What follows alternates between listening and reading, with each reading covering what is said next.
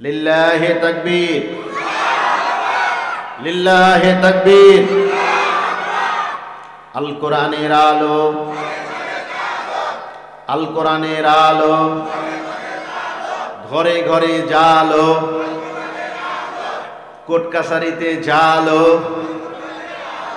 আল কোরআনের আলো। হাটে বাজারে জালো, স্কুল কলেজ ইউনিভার্সিটিতে জালো, জেলা মহল্লায় জালো, সারা বাংলায় জালো,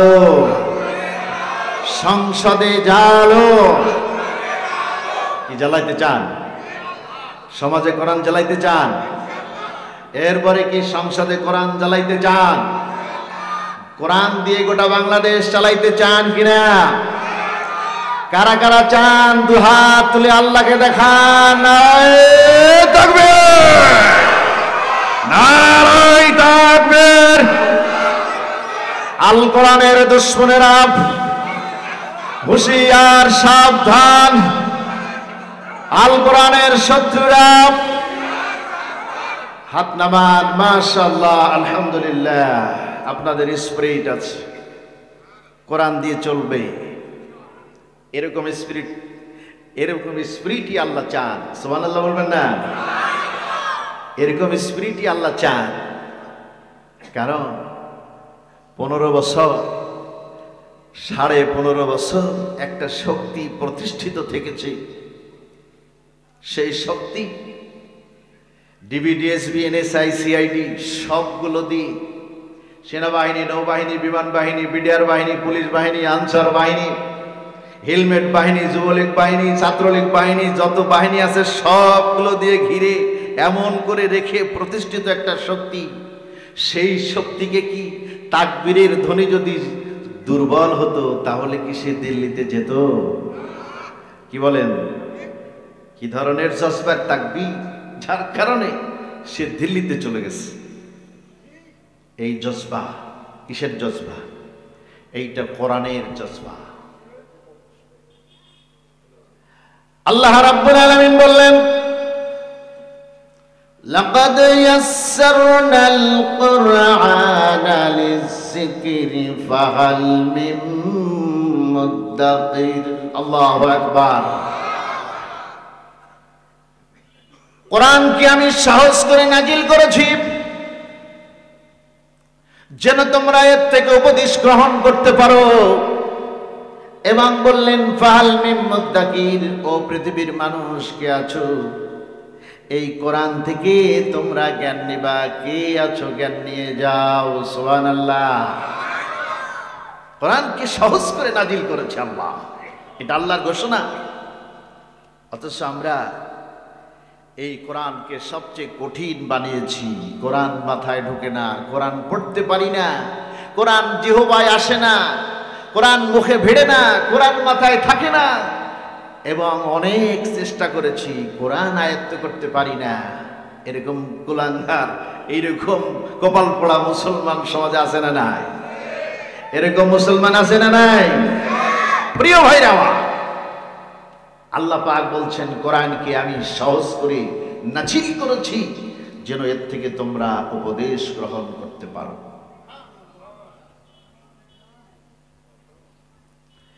এই কোরআন পড়ার ব্যাপারে আল্লাহ রাসূল সাল্লাল্লাহু আলাইহি ওয়াসাল্লাম বলেছেন, ওয়ান আনাস রাদিয়াল্লাহু তাআলা قال قال رسول الله صلى الله عليه وسلم إن الذي ليس أسى وزل فيه إن الذي ليس أهلين من الناس। এবং তিনি বলেছেন এই কোরআন বি আসওয়াতুকুম, রাসূল করিম সাল্লাল্লাহু আলাইহি সাল্লাম বললেন যেই ব্যক্তি কোরআনকে সহি করে তেলাওয়াত করে না, শুদ্ধ করে পড়ে না, সে আমার উম্মতের ভিতরে গণ্য হবে না। কথা কথা শক্ত না নরম? এই কথা শক্ত না নরম?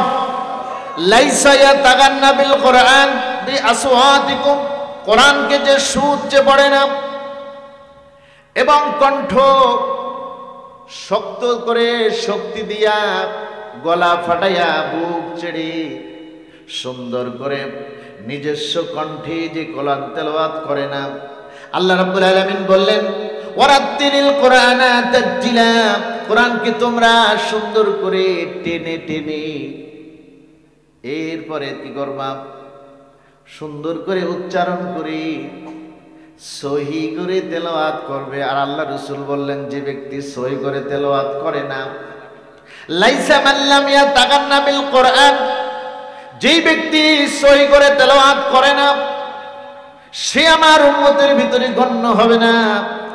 কত শক্ত কথা। এরপরে আল্লাহ বললেন আমি কোরআনকে সহজ করে নাজিল করেছি। আল্লাহু আকবার। এই কোরআন পড়তে চান কারা? এই কোরআন পড়তে চান কারা? হাতগুলো আরেকটু জোরে করেন। এই কোরআন পড়তে চান কারা? এবং প্রতিদিন কোরআন পড়তে হবে, প্রতিদিন। আল্লাহ রাসূল বললেন যে তোমাদের কি সব চাইতে যেই জায়গাটা তোমাদের কাছে সহজ মনে হবে সেই জায়গা থেকে হলেও তোমরা প্রতিদিন কোরআন পড়বে।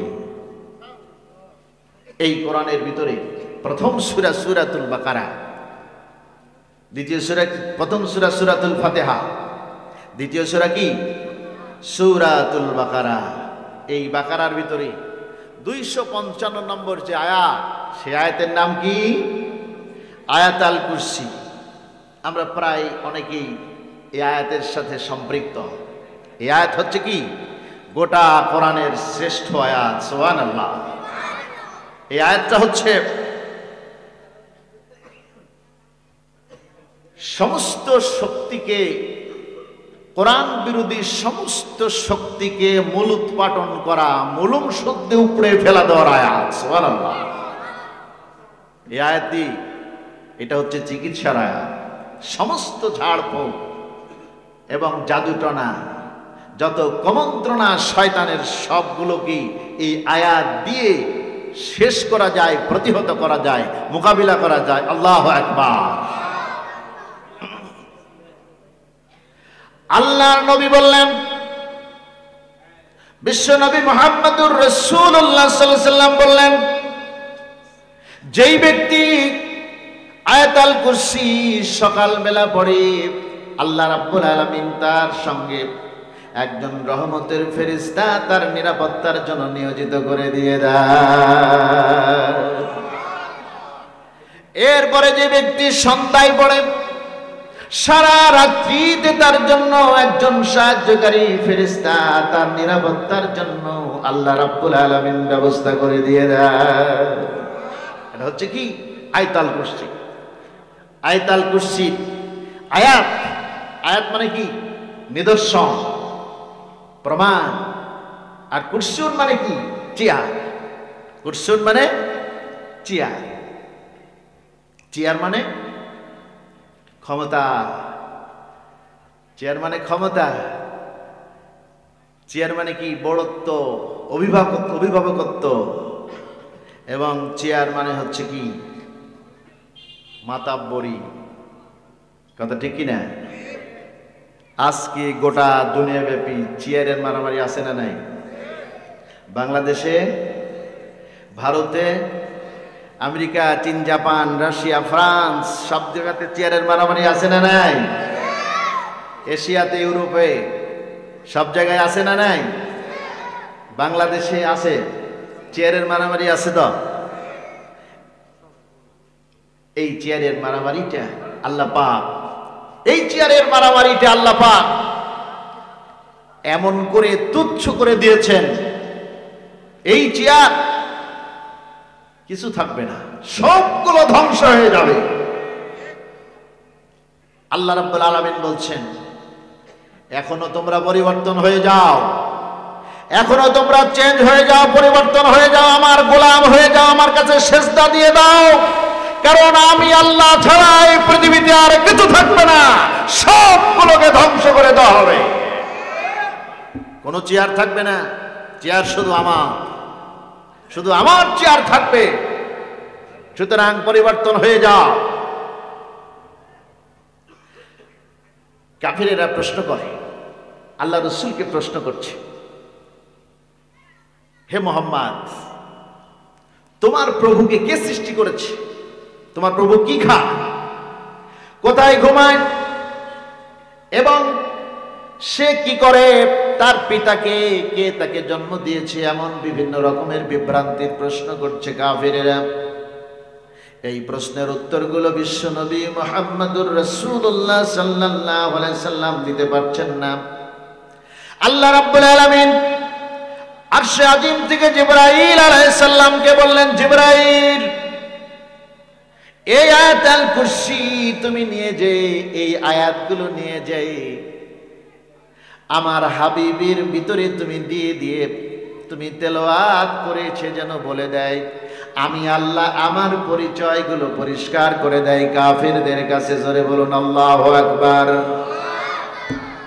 জিবরাইল আলাইহিস সালাম এসে বললেন, ও মুহাম্মদ, আল্লাহ রাব্বুল আলামিন এই আয়াতগুলো পড়তে বলেছে, তুমি এখন আয়াতগুলো পড়ে কাফেরদের সকল প্রশ্নের জবাব দিয়ে দাও। প্রথম নাম্বার হচ্ছে, তুমি বলে দাও, আল্লাহু লা ইলাহা ইল্লাহু আল হাইয়ুল কাইয়্যুম। আল্লাহু আকবার।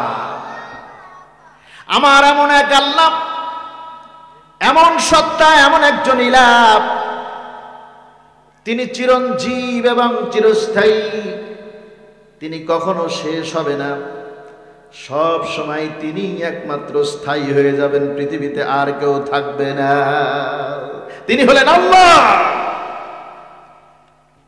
এরপরে কি?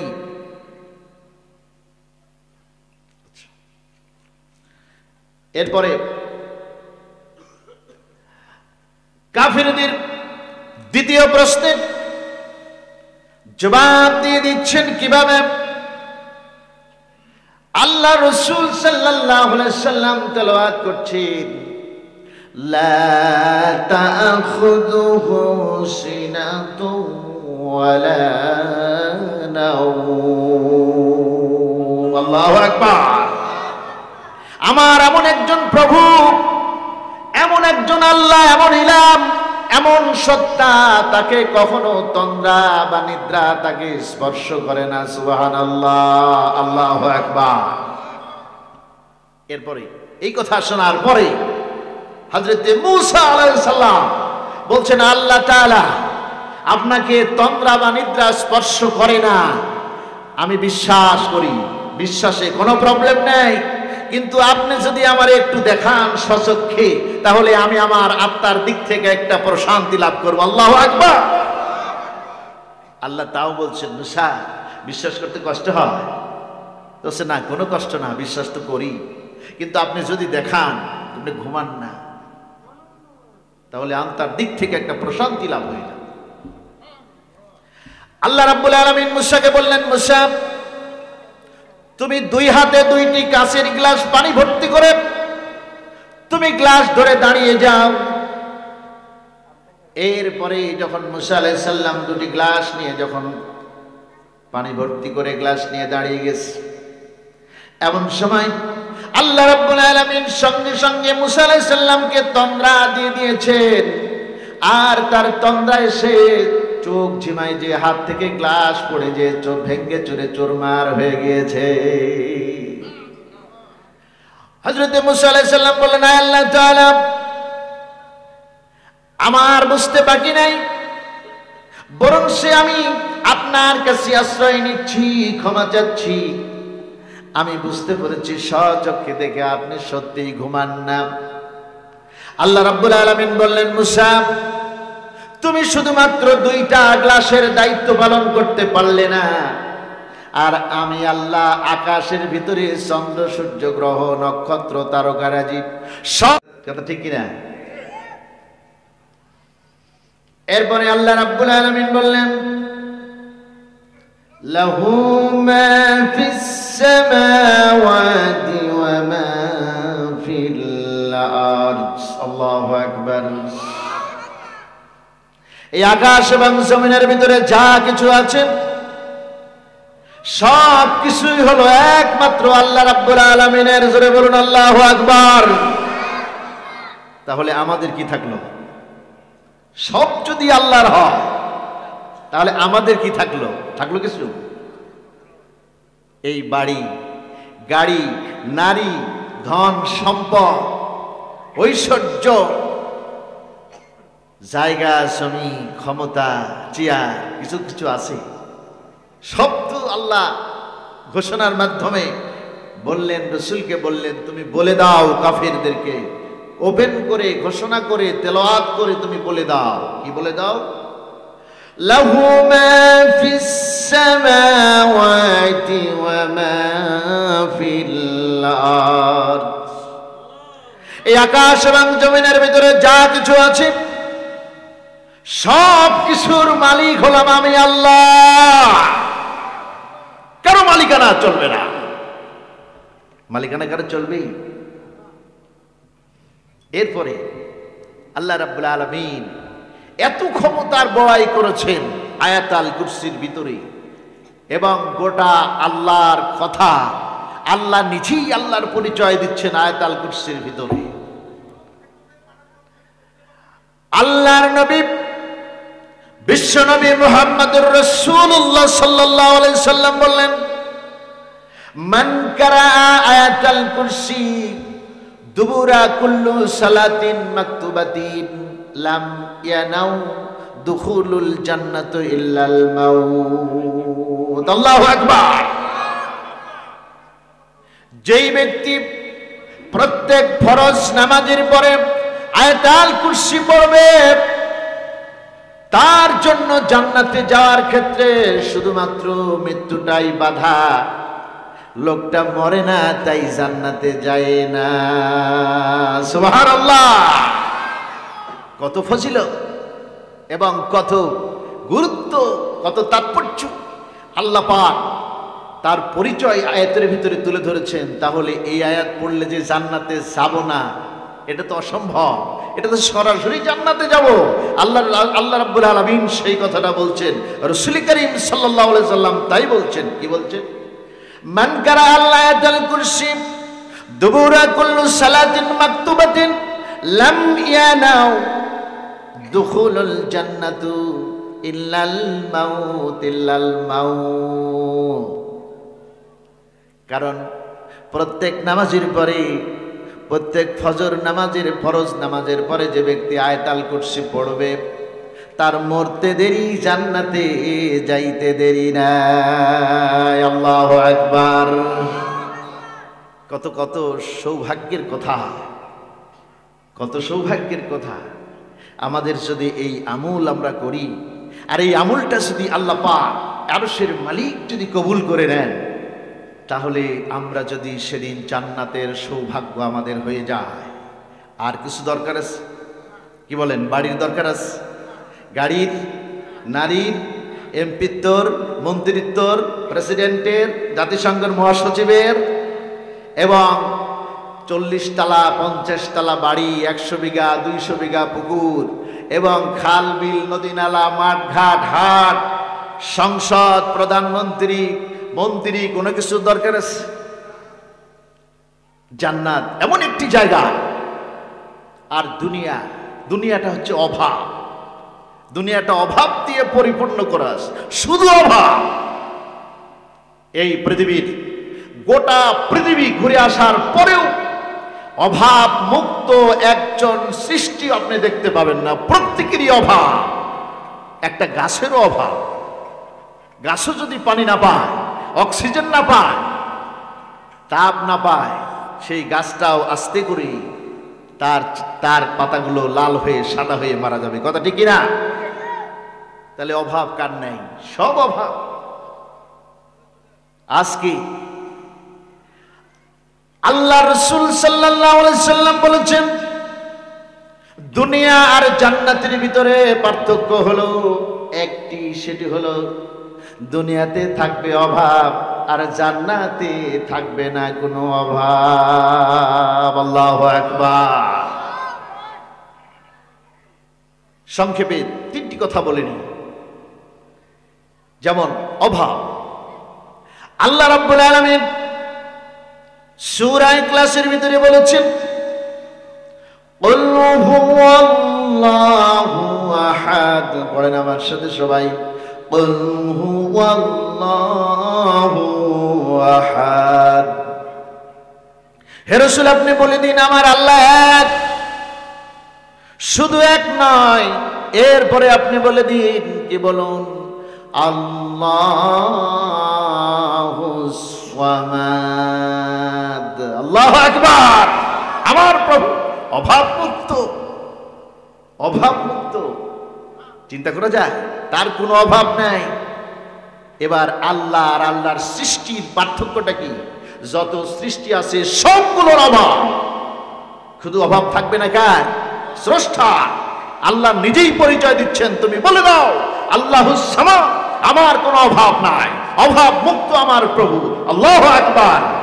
লাম ইয়ালিদ ওয়া লাম ইউলাদ, আমার প্রভু কি কেউ সৃষ্টি করে নাই এবং কেউ জন্ম দেন নাই, কারো কাছ থেকে তিনি জন্ম নেন নাই এবং তিনিও কাউকে জন্ম দেন নাই। সুতরাং তার বাপ মা কেউ নাই। আল্লাহু আকবার। কোনো কিছু নেই, এটার নাম আল্লাহ, এইটার নাম হচ্ছে আল্লাহ। এবার দুনিয়ার জান্নাতের পার্থক্যটা কি? দুনিয়ার জান্নাতের পার্থক্য হচ্ছে যে আমরা যে নামাজ পড়ি, কোরআন পড়ি, দান করি, তাহাজ্জুদ পড়ি, হজ করি, যাকাত দিই, যত ইবাদত করি, আমাদের মনের ভিতরে একটা কামনা বা একটা বাসনা আছে কিনা যে আমরা আল্লাহকে না দেখে আল্লাহর এত কিছু করি, যে সেই আল্লাহকে যদি দেখতে পেতাম, এরকম কামনা বাসনা মনের ভিতরে হয় কিনা? কি বলেন, হয় কিনা? জান্নাত সমস্ত আকাঙ্ক্ষা পূরণের একমাত্র জায়গা হওয়ার কারণে প্রথমে যখন জান্নাতে ঢুকবো, সর্বপ্রথম আল্লাহ রাব্বুল আলামিন তার হাত দিয়ে জান্নাতি বান্দাকে রিসিপশন দিয়ে দিবে। জোরে বলুন আল্লাহু আকবার। আল্লাহ বলবেন, আমাকে দেখে নাও। না দেখি সারা জীবন ইবাদত করেছো, আমাকে দেখে নাও, আমি সেই আল্লাহ। আল্লাহু আকবার। এরপরে কি? দুনিয়াতে এমন, এই দুনিয়াতে আপনি যত ভালোই খাবার খান, যত ভালোই খাবার খান উন্নত মানের, এই আপনি যদি একদিন খান, 2 দিন খান, 3 দিন খান, আর আপনার ভালো লাগবে না। কথা ঠিক কিনা? এরপরে দুনিয়ার সবচেয়ে যদি ভালো বাড়ি হয়, সেই বাড়িতে যদি এত উন্নত বাড়ি, সেই বাড়িতে আপনাকে রাখা হচ্ছে 1 দিন, 2 দিন, 1 সপ্তাহ, 2 সপ্তাহ। ধরেন আপনি শহরে আছেন, এরপরে শহরে অনেক উন্নত বাড়ি, সেখানে সুখ স্বচ্ছন্দের কোনো ঘাটতি নাই। এমন বাড়িতেও যদি দেখা যায় আপনাকে রাখা হয় 1 দিন, 2 দিন, 1 সপ্তাহ, 2 সপ্তাহ রাখার পরে আপনি বলবেন, এখান থেকে আমাকে বের করো, না হলে আমি মারা যাব। কোথায় যাব? এখানে থেকে বের করে এর চেয়ে খারাপ জায়গায় আমি যেতে চাই। কি বলেন, কথা ঠিক কিনা? এই জায়গা আমার জন্য বিষাক্ত হয়ে গেছে, এর চেয়ে খারাপ জায়গায় যাব আমি। গ্রামে গঞ্জে, আকাশে বাতাসে, শস্য শ্যামলায়, সেইগুলো দেখবো আমি, এগুলো এখানে থাকবো না, এটা আমার জন্য জাহান্নাম হয়ে গেছে। কি বলেন, কথা ঠিক কিনা? এরপরে সবচেয়ে উন্নত মানের খাবার, অনেক প্রোটিনযুক্ত খাবার, যে খাবার আমরা সবসময় পাই না, আকাঙ্ক্ষিত কাঙ্ক্ষিত, সেই খাবার, দুনিয়ার সবচেয়ে উন্নত খাবার যদি আপনাকে দেওয়া হয় 1 দিন, 2 দিন, 3 দিনের পরে আপনার মনে হবে আমি এত ভালো খাবার আর খাবো না, এর চেয়ে খারাপ খাবার আমার দরকার। কথা ঠিক কিনা? এরপরে 3 দিনের পরে মনে হবে এটা বিষাক্ত হয়ে গেছে আপনার জন্য, এটা খাইলেই আমি মারা যাব, এত ভালো খাবার দরকার নাই, এটা আমার কাছে সবচেয়ে নিকৃষ্ট খাবার। এটার নাম দুনিয়া। এরপরে কি? ভালো বাড়িতে ঢোকার পরেও 1 সপ্তাহ, 2 সপ্তাহ থাকার পরে বলে আমার এত ভালো বাড়ি না, খারাপ বাড়িতে নিয়ে যা।